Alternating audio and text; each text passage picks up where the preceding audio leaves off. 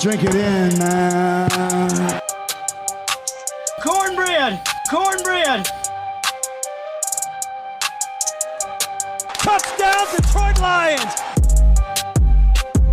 Drink it in, man.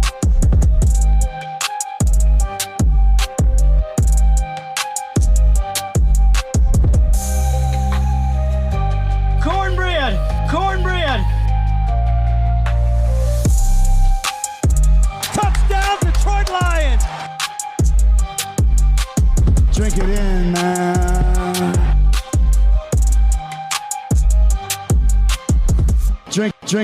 Drink it in, man. Detroit Koolaid, Detroit Koolaid drinkers. What's going on, everybody? It's your host, Derek O'Gree, right here on the Detroit Koolaid Cast. Drink it in, everybody. Drink it in, man. Double-sided cornbread. Cornbread! Cornbread! You guys heard it on the intro. We serve up that Detroit Kool-Aid, double-sided cornbread, talking Lions, talking football here on the show. And so much to get into. I mean, by the time you're hearing this, we'll be about a day away from preseason game number 1 against the New York Football Little Giants. And we've been out there practicing with the Giants, fighting with the Giants, destroying the Giants. Lots to talk about there, but as you guys know here on the show, I can't mess around and tell you about the weather report or how my day's going or what's going on with the fam. We gotta get right into it. We can't mess around. Let's do this. Let's do some news and notes right off the top.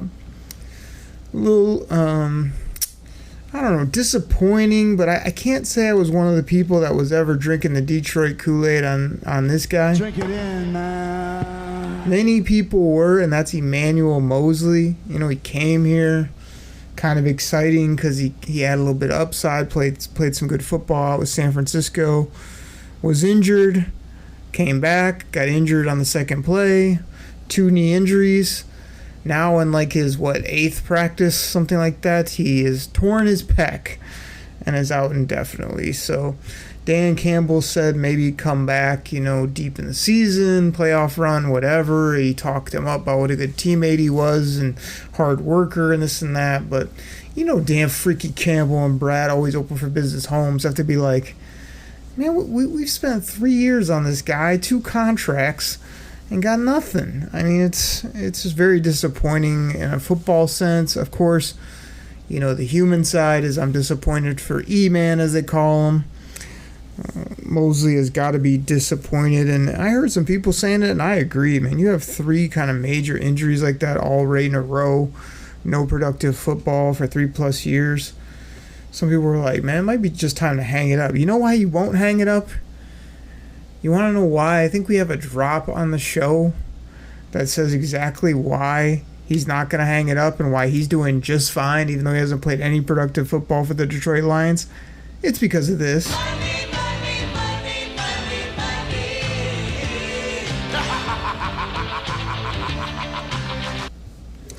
Absolutely unbelievable to be getting millions and no production and not having to work. But I hope he heals up for himself.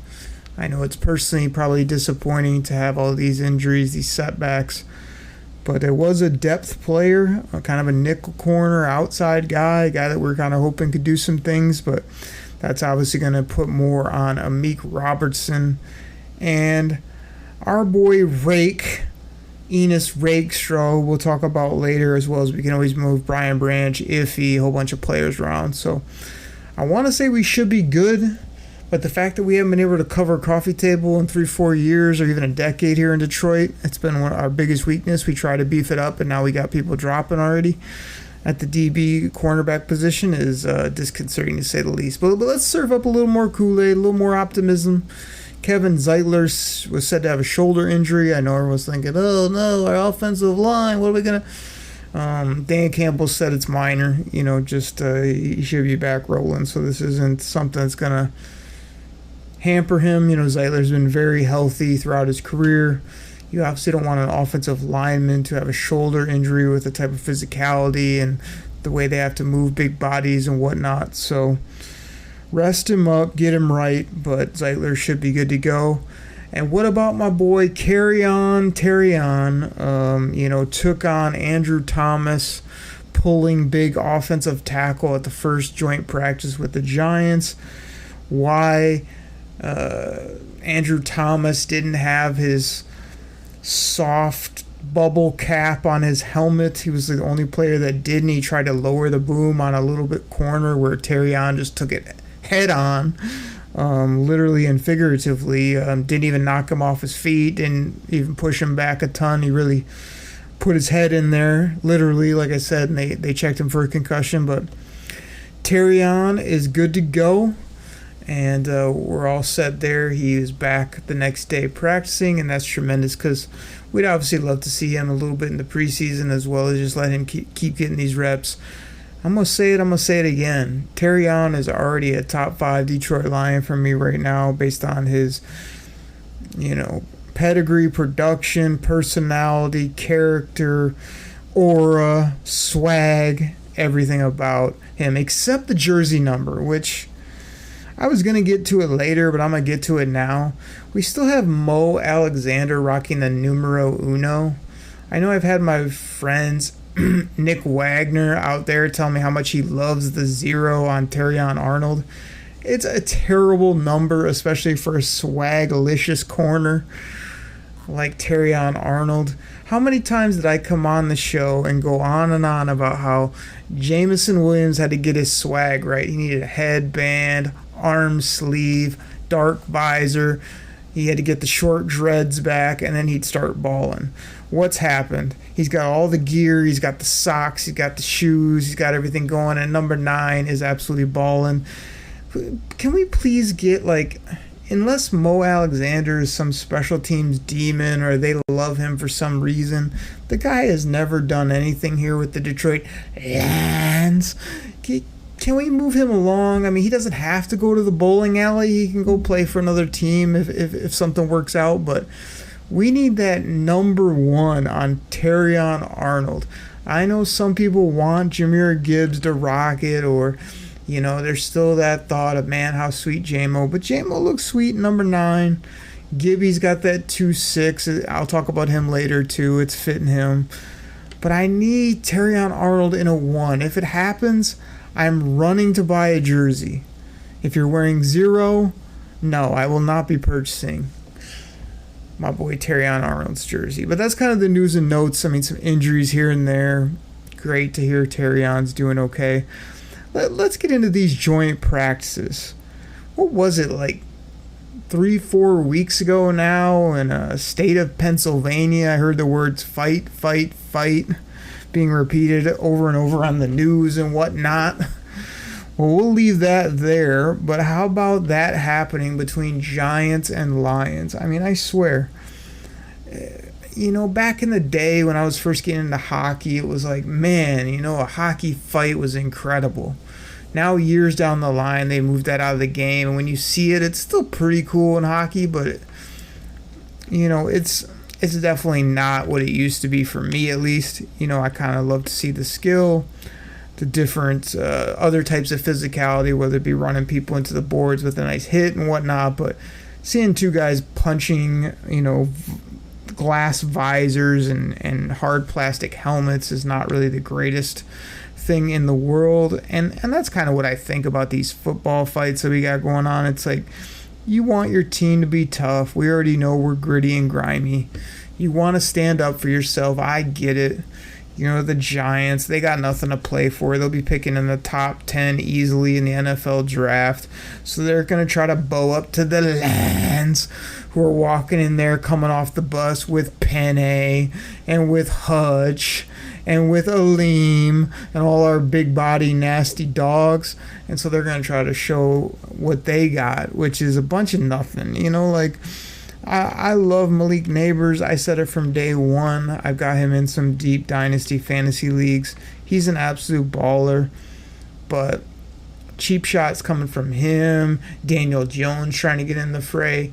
Come on, man. That's weak sauce. And Kerbo, I know you dropped a nice 1-2 piece and a right hook on Malik Neighbors, but we don't need you getting hurt, tweeting out videos afterwards like, you're too swagged out, too cool, and everybody knows you're Detroit tough. So just play ball, be that ball hawk, and don't get into any of this. I mean, the craziest part is, so like after day one, you hear all these reports, rumor and innuendo, if you ask me, from the great New York media, who just thinks they're the king of all kings, the best of the best, just because they're, you know, a bunch of Neanderthals over there in New York that are just rude a-holes that want to run over everybody. They're just tweeting out left and right, oh, we're just killing the Lions. Lions can't deal with us. We're running them off the field.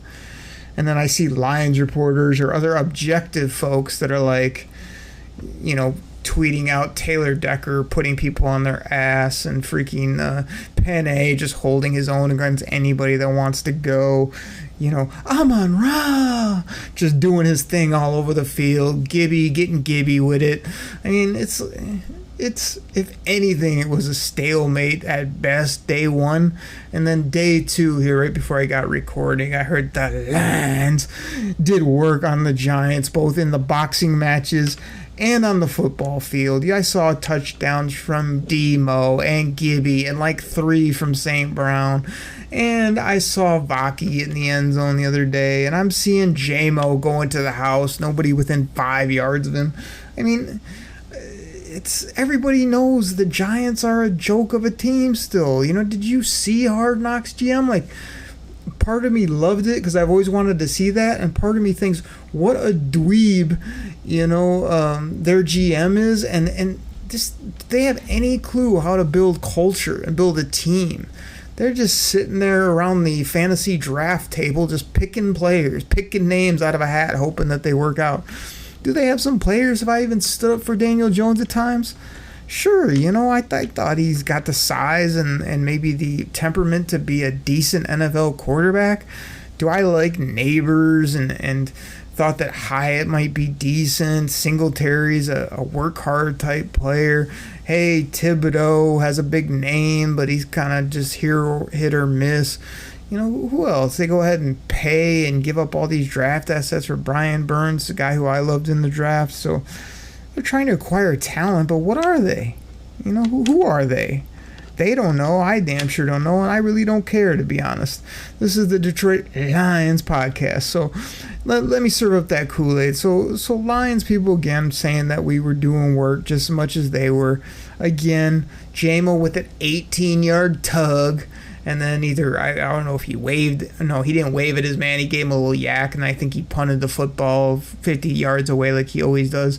Then a highlight or two later, I see him just scampering past the defense for probably what was a 30-yard touchdown, caught the ball.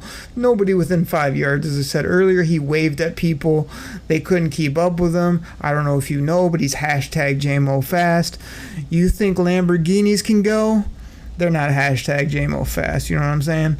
So JMO's balling, half because he's worked hard and put in time and has really got himself together, and half because I told him to put the headband, the arm sleeve, the wristbands, the visor, the new haircut, the crazy socks, the absolute swagged out cleats.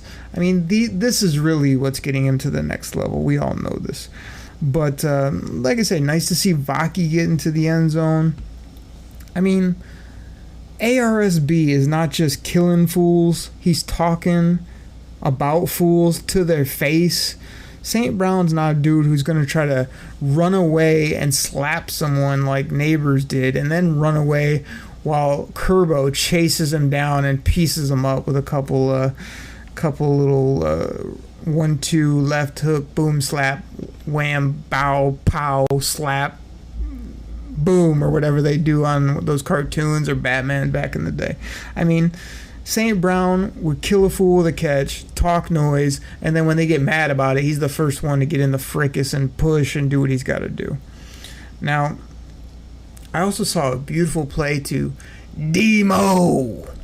Is Demo, by the way. I know, like, Stash from the ATL and at Chops in the D would like to say his name, number 5 for the Detroit Lions, goes like this. But I mean, even before I say it, you know this is not right, don't you? All you people out there listening, it's not D-Money.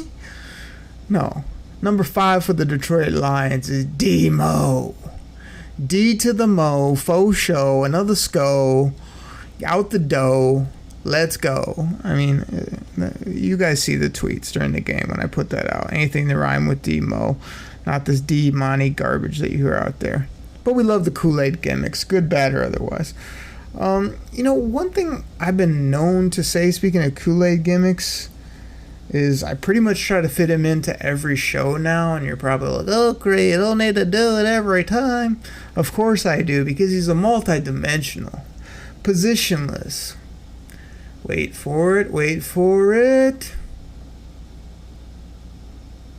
Elite weapon. And that's Jahmyr Gibbs. And like when I saw him, I don't know if you guys have seen the pictures, he's rocking these Bama red cleats.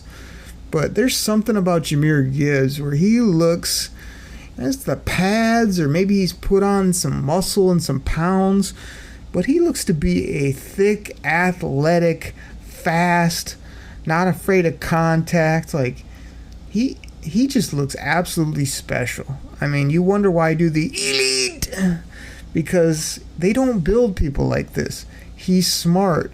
He's yoked. He's fast. He's physical. He's got $1 million smile. He's a good dude. He's a hard worker. And did I mention he's elite at the game of football? So my only question with Jahmyr Gibbs is like, are they going to max him out? Because you do have D-Mo there, who's a straight up dog, baller. The play I saw D-Mo before I got off on that whole nickname gimmick and whatnot is D-Mo ran came out of the backfield like on a fake run, but then just ran the old whoopsie fake up the sideline route, and Jared Goff just lofted a perfect ball up to him, and the safety did try to get over, but D-Mo, just like a wideout, went up high, pointed this thing, came down, got the puppies in bounds, touchdown. Absolutely beautiful. I mean, if our big running back, physical back can do that, I mean, that's just curtains for the rest of the league, So if D-Mo can catch like that, he could run like that, he could score touchdowns like he did last year.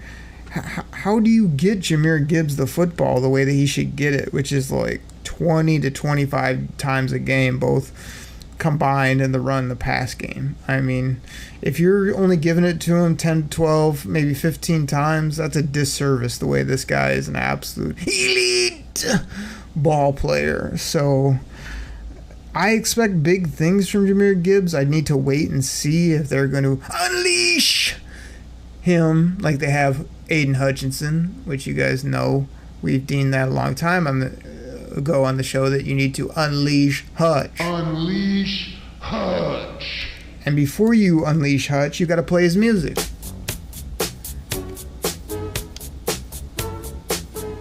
And after you unleash Hutch and play his music, you have to ask Dan Campbell, hey Dan freaking Campbell, are you ready to unleash Hutch or what? Unleash Hutch. I'm ready to unleash Hutch. Exactly. Thank you, Coach. So I actually haven't been taking Jahmyr Gibbs in fantasy football because I think he's still going to be underutilized for his talent. But in Dynasty, you need to get him because, not saying they need to move on from D-Mo after this year, but I kind of think late in the year into next year is when you might see that 60-40 flip or 70, 65-35 flip to Jahmyr Gibbs and have D-Mo in that support role. But I don't know if they're going to do that the way that we kind of would hope. But keep him healthy, let him ball. He's a special, special football player. I don't care if he's a running back, wide receivers, weapon, whatever you want to call him. He's going to do some nasty things this year and be really, really fun to watch. So go grab those 2-6 jerseys while you still can. So everybody, that's what I got. News and notes and the practice, rapid fire. I'm going to get our great commercial sponsors in here. Again, you guys have probably heard kind of in the beginning of the show, middle of the show, whatever.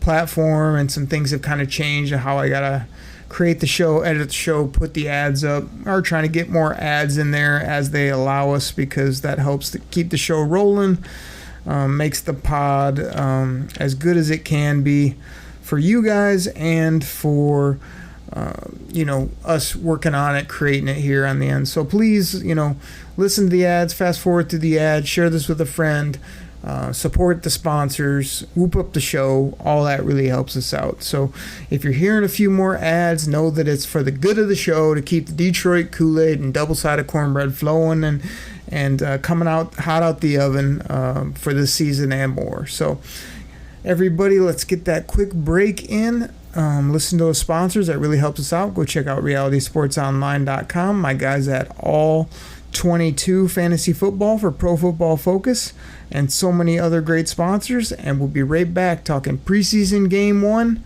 key players to watch, and so much more.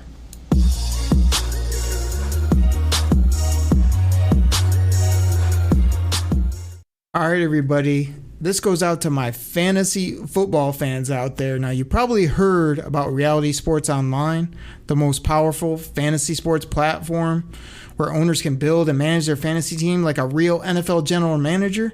But the question is, have you tried it? I mean, we're talking free agency, multi-year contracts, rookie drafts, multi-team trades. You can put franchise tags on guys.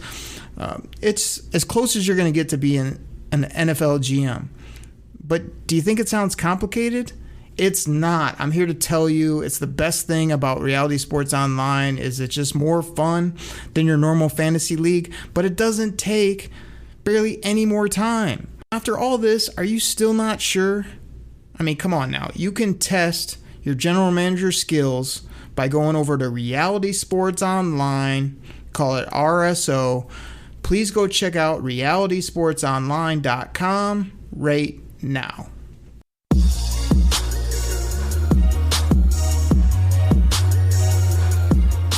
Kool-Aid drinkers, we're back. Thank you so much for listening to those sponsors, checking out the show, retweeting the show, reposting the show, hitting us up on X. You can find me at Derek Okrie. That's spelled DEREK OKRIE. Send me your Lions takes, your Lions questions, your Lions opinions. Talk some Michigan Wolverines. Hit me up with that fantasy football. You can also hit up at Chops in the D if you want to know his opinion on the Lions or fantasy. He's a Michigan guy as well. But what he really wants to tell you about is hashtag choppy hockey. I'm sure he's got wings takes and all types of opinions. But it's football season. We're going to get this thing rolling. Can't believe college football is 2 to 3 weeks away. NFL, less than 30 days when you're hearing this. So it's a great time. And if you love football and you have the quote-unquote time, you got to be in fantasy football leagues. I don't understand why people wouldn't want to do them, act like it just monopolizes their life. If you love ball and you think you know ball, fantasy football is the way to be a GM and show how much you know ball and create your own team. And then it enhances Sundays so much. And I can't promote this enough. If you're a fantasy football junkie or if you just love college football, go to Fantrax, FANTRAX. Jump in one of their college fantasy football leagues. Get yourself a small team of players. I guarantee you it'll make Saturdays, Thursdays, whenever they play college ball these days, late at night on a Saturday on the West Coast, so much better when you got a stake in the game and you got a couple players. And it'll also help you for the NFL draft when that rolls around. So do up fantasy football big, man. I swear, you only got 1 or 2 teams or you got no teams, you're doing yourself a disservice when football season comes around, because football is great in general, but when you got your own teams and players to root for, it just makes it so much better. So, all right, that's my quick rant, my quick take, my quick pub up for fantasy football, which you guys know I love. I'm in about 100 leagues. There's no doubt about it. All right, so preseason game 1 versus the Giants. What do I say about that? What can I tell you about that? What can I get you excited for with preseason game 1? Well, it's at 7 o'clock on a Thursday. I know that. I know there's been a lot of hub that Golden Tate is now going to be on the announce team here locally for Lions coverage. I saw that Mark, the new guy at 97.1, the ticket is actually going to be doing pregame, in-game, and post-game for Lions. I don't know if that's preseason or regular season or what, but what a great dude that guy is, man. I'm his last name's escaping me right now, but M-A-R-C. This guy's got good takes, good energy, funny, optimistic. Moved here from what, like South Carolina, North Carolina, somewhere like that, and just has done... It's almost cornball because he's went around and done like the Coney Island, the, every like tourist thing you can do in the D, but he just loves it here so much and loves our teams that I respect him, man. It's like you don't have to come in here from New York or that other guy that we shall not name on the show that's, who hate our teams and who come on the air just to try to take down our squads or Sparty up every day. I swear, they had so much fun with the old Michigan scandal again. I swear, they love it when stuff pops up. They can talk about that. When their school had an actual, real, horrible scandal that had nothing to do with football, and they didn't mention it once. But I swear, those two knuckleheads, you got to come on every day in our primetime top sports radio channel and hear them knock our team, knock our players, always pessimistic, always want to trade everyone, want to restart the team every year. It's like, no, man, this Mark dude on 97.1 is all about, like, hey, man, we got great teams here in Detroit. We're going to get rolling. Hey, support our squads. Laugh it up, talk good noise. So he's going to be on there, which will be cool. I'm actually excited because I totally turned off the pregame. No real disrespect to Cookies, even though, like, Mr. Costa there, I feel like I turn on the morning show sometimes, and he's got a little bit of... I don't even know what it is. There's, like, a name for it. I don't want to compare him to that quarterback that I mentioned on the show with his smugness, but Mr. Costa, Mr. Cookies, has a little bit of smarm to him that could rub people the wrong way. I still find him pretty entertaining and funny, but that other show, we just can't do. And then the middays, I don't even know what's going on there. Those guys like to talk about what they're going to eat or not eat or what's going on more so than sports. And it's a very odd dynamic with Mr. Karsh, who, like, now I'm doing a whole Detroit radio breakdown, which should be a show. I could really do some big time rants. I'm trying to be halfway nice. But the midday show is like Karsh, Mr. Particular, Mr. like, always has to have everything all buttoned up and eating kale and whatever. And then you got Gator over there with his dog and his guitar and his lame takes. It's just like, I used to like those guys too, and now I'm basically soured on them. So I apologize, 97.1. Like, I'm sure you guys are all great people, but it's not much to listen to. I have sort of went to the Woodward Sports, I'm not going to lie. But, that's hit or miss at times too. Shout out to my boy, Detroit Koolaid, though. I mean, we're brothers from another mother with the same name. I also like Flannel Sam. He's got crazy takes and energy that I respect. Armani is good. Braylon, of course, go blue. Who else? D-Mac, Darren McCarty, mad respect. And yeah, I could go down the list. KG in the sound booth, shout out. But anyway, let me get back to my take. So Golden Tate's going to be announcing. There you go. There's that. I don't even know what to say so much about the preseason game one. To me, I was like, even in my head, I'm getting all excited. I'm like, man, Lions preseason football, like Thursday, 7. I got to go get the grill going, or maybe I'll grab a pizza or get some wings. And it's like, it's preseason football, though. Like, by midway through this early second quarter, I'll be checked out. Even though, like, I love this team. I even love the depth in the squad. I'm going to go through about 15 players that intrigue me that you should be watching if you can hang in there through horrible preseason NFL football. Thank goodness it's only 3 games now. I'd love it to be 2. It could be 1. I'd prefer it to be 0. Give me 18, give me 20 NFL regular season games, and we'll all be happy. Give them a couple bye weeks. I'm sure the players will be fine. Why? Because they will be getting more of this.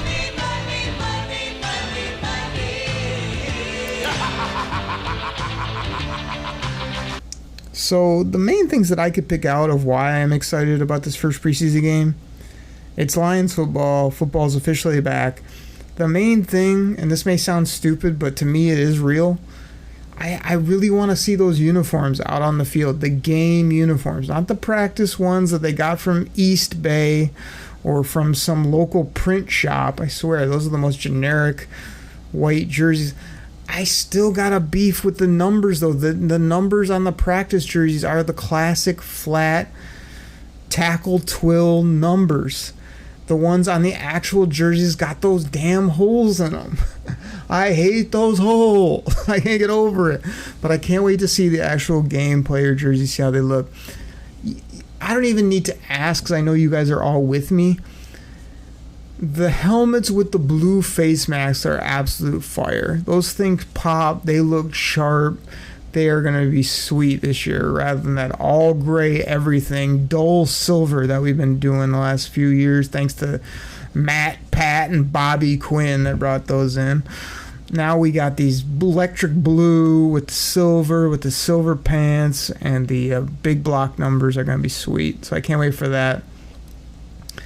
You know, they got to stay healthy. Everyone's going to say that, oh, I just hope we stay healthy. Hope we don't get injured. Hope. Yeah, we all hope for that. It's weird. You almost like play these preseason games in bubble wrap, but my take has always been that tell me the difference of a guy getting hurt week 1 of the season versus preseason game 2. To me, it's a 2-week difference. Other than that, it does not make a difference. So, like, I would be totally fine if coaches wanted to play their people and get reps and be ready to roll. I feel like that's almost a better approach, to be ready come week 1 rather than bubble wrap your players, say that you're getting your work in practice, and then you come game speed week 1 and your quarterback hasn't had any live reps, your receivers haven't had any live timing out there, your defense hasn't really ran and hit anybody for any substance. So it takes reps, and you could blow out your knee in week 2 of the preseason or week 1 or week 4. It still sucks, and none of it's good, but it's going to happen, right? So I've always said that. You can stay healthy all you want. It's football. You play and just see what happens. Keep your fingers crossed. And then this whole kickoff. I think I intimated a week or so ago that, you know, there's a lot of talk about these kickoffs, and then I saw it in the Hall of Fame game, and it was a lot of green zone, safety kick, rules, talking, and then every time I felt it was either touchback or a run back to the 27. So we went from the 25 to the 27, everybody. I didn't see anything unique about it. I saw them just run into a pile of bodies that were all blocking each other within a 5-yard span, and that was the end of the play. So will the Lions cook up something nice when it counts? Yeah, a couple times. I think they'll pull something out of the bag, but are they going to show anything in preseason, or are they going to be like the guinea pigs to show off everything they got? No, I think they're going to be very bland with the kickoffs, but it'll get a lot of talk, there's no doubt. So let me keep the show pretty tight. I think I'm about 25-30 minutes right now. Let's go ahead and talk about key players to watch. I just made a random list. I'll give it some quick takes, and I'll get up out of here. Key players to watch for me in the preseason is Enos Rakestraw. This guy, taken in the second round. He's not been getting a lot of hype except for a couple days in pads. He does have 3 picks in the preseason. He is coming on. A great time for a guy like that to get reps. Basically, I'd expect him to almost be the CB1 or 2 out there, to be honest, when they hit the field. I wouldn't expect the Carlton or Sub-Zero to be out there. I know most of you are saying, Okri, if you're going to say the Carlton, you better play the music. Okay, I'll do it.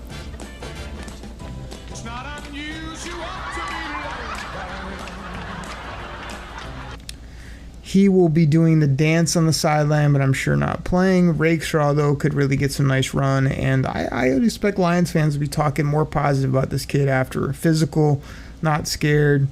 out there getting a lot of reps, maybe makes a couple plays on the football, whatever it may be. I'm looking forward to seeing him. I got a question about Gio Manu. Is he out there? Is he practicing? Is he going to play in the preseason? Because I haven't heard much, if anything, about this guy. We took him in the high 4th round. Everybody talked him up so big. It's like, if anything, I thought he was going to get a lot of run in the preseason, both to take his lumps, but also see what we have in this guy. Does he ragdoll people? Does he look the part, or is he just still completely lost? But I don't even know if he's hurt or if he's out there. I just really have not heard much, if anything, about Gio. But I'm still hopeful, and like I said, if you're going to redshirt him for a year or two, he damn sure better be playing at least half the preseason snaps, is what I would do. But if healthy, we'll see if he's out there. To me, the tight end 3 is intriguing. Now, for a couple years, I've been on the Mitchell bandwagon about like, oh man, wait for this guy. Wait till he gets healthy. Wait till they use him. He could stretch the seam. He could score touchdowns. He could do this. He could do that. I mean, my boy Mitchell is like 4th string right now. He might not make the roster. So I'm intrigued to see if he can give you anything in preseason, but he really hasn't done anything in 2+ years now since he's been healthy. So, but there is another guy that Dan Campbell talked about, and his name is Parker Hesse. Let's see if I can get you a number. What number is he? Like 86? No, not even close, Okri. It says 43 here on my sheet, but I had heard good things, or watch out for Parker Hesse, number 43. So there you go, everybody. I really know nothing about this player.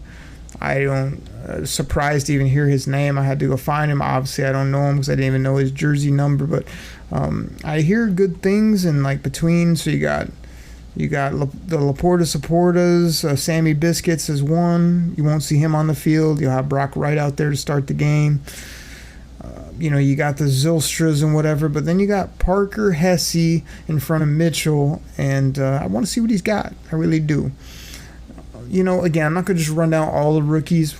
Well, actually, I probably will, because I want to see Sione Vaki. I'd love, again, if you're going to be RB3, 4, whatever it may be, why not get out there? He doesn't have much tread on his tires because he played defense in college, but they're so hyped up about this guy at running back. If his shoulder's all right and he's been out there practicing, I don't see why not. Let's go ahead and get Vaki out there and get him some meaningful running back and receiving type reps. I'd like to see what he has. And speaking of running backs, I'd like to not only see what they have, but a guy I've been touting since draft day, who's been an absolute tackling dummy and practice squad bowling alley candidate, Jamar Jefferson. I'm hearing good things about my guy. He seems like he's finally come around after 3 years of learning how to block and learning how to run down on special teams and learning how to catch the football and learning how to play at the NFL level. Word is he's making some plays and looking like he can do some things. So I'd love to see him out there in the preseason as well. What does he have? I mean, I really don't see a way he can make this roster, but if he's that depth running back or a practice squatter that can come in for an injury and has a little bit of juice, I kind of loved his college tape. Loved what he could do. He's got burst. He's got elusiveness.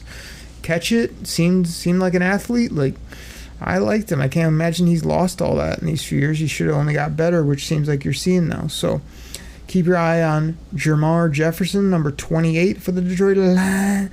Well, man, I really didn't come with it. I was caught in between the two for the Detroit Lions. There you go.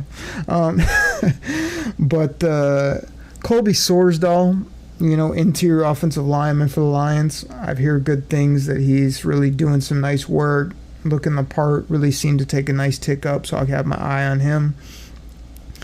I do not know what's going on with my boy DPJ. I think at Jobson and D calls him Dope Jones for some reason. I still don't understand something about the nickname and his name, and instead of saying DPJ, it's Dope and goes into Jones, or Jones goes into D. I don't know. I'm still lost on that, but shout out Choppy Chop. The more Kool-Aid gimmicks that we can get, the better. Actually, the better Kool-Aid gimmicks we can get, the better. And Dope Jones is not one of my faves on the show, but you have produced some classics, so give a shout out there. But DPJ, Donovan Peoples-Jones, to me is a guy that he is just falling down the depth chart. I mean, they traded for him. Brad, always open for business, came out and was like rubbing his meat hooks together going, Donovan Peoples-Jones is a ball player. He's a good receiver now. Antoine Green's a good receiver. Well, okay, we know that you love your people, Brad Holmes, and we love your people too because you've basically drafted studs and brought great players in, but DPJ doesn't look like he's going to make it. I mean, I still think he'd find a spot in the NFL, and if given an opportunity, he's got the size, speed, and ability, but he just is not popping in practice. He's not making plays. He's not, I don't know, it's just not happening. So I see it hard for him to make the roster, and that's part of because the next guy I wrote down, my boy, Doris Fountain. You can go check the tape. I drafted him in a deep Dynasty 32-team league in like the 3rd or 4th round in 2018, I think is when he came out. Went to the Colts. Love this player. Love the guy. Injuries just derailed him completely. He is putting on a show. 6'2", 210, somewhere in that range. I mean, this guy is going to be fun to watch in the preseason. Can he translate this into a roster spot? I mean, I hear people saying this is WR3 right now for the Lions. So, TBD if you ask me, but we'll see. I hope he plays well. We got our boy Mekhi Wingo out of LSU. He'll be in there wreaking havoc in the interior defensive line. We will see if this guy is wreaking havoc in the defensive line. He's been pulling tractors in his backyard. He's 6'5", 6'6", 330 pounds, whatever he is. Broderick Martin. I think he's listed behind a guy named Pecco on our team who's never seen the light of day, so that's not a good sign, but hoping something for the 3rd rounder that Brad Holmes and Dan Campbell had to have on this team, which I was not a fan of at the time, but I'm rooting for him because he's on the Lions, of course. Parker Hesse, who I talked about earlier. How about a little juice? Can we see a little something from James Houston coming off injury and maybe doing some things for the Lions? That'd be nice.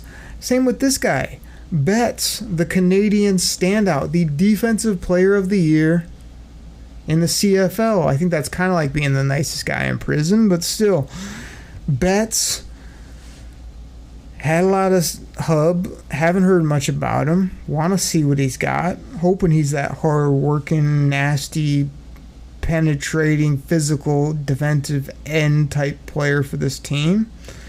But he could be shining shoes at the bowling alley in Canada before you know it. I mean, I don't know. We'll see what he's got. And then the last 2 names I wrote down, again, all these are just kind of off the top of my head.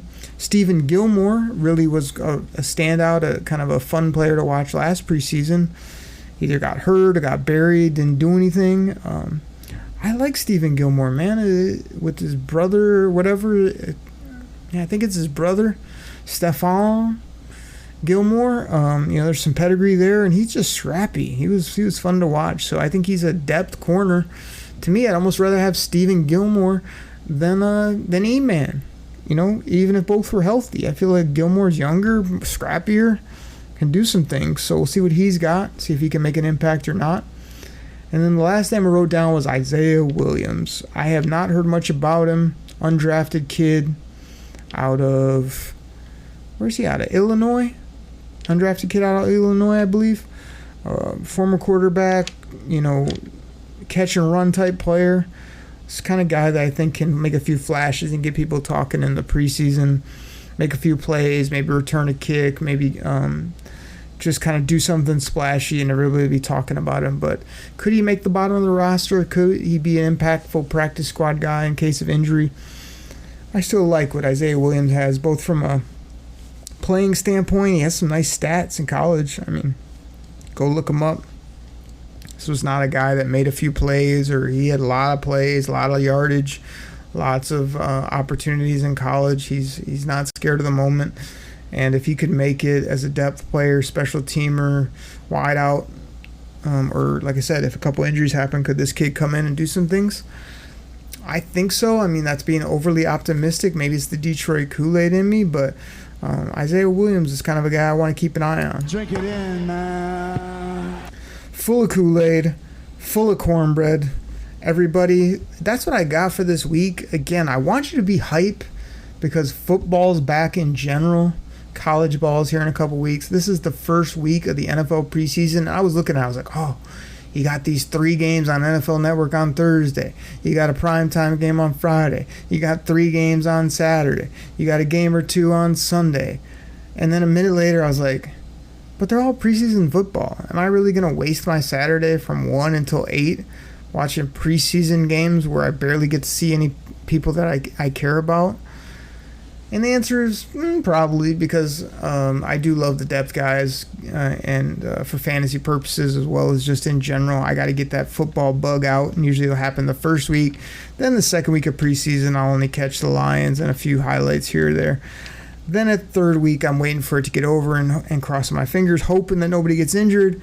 And then it's go time. Koolaid Cast will be rolling. Regular season will be up and running. We got surprises. We got returns. We got takes. We got opinions. We got rants.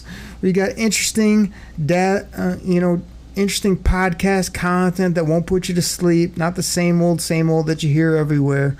And be bringing it to you all year, full of Kool-Aid, full of cornbread, right here on the Detroit Koolaid Cast. Take care, everybody.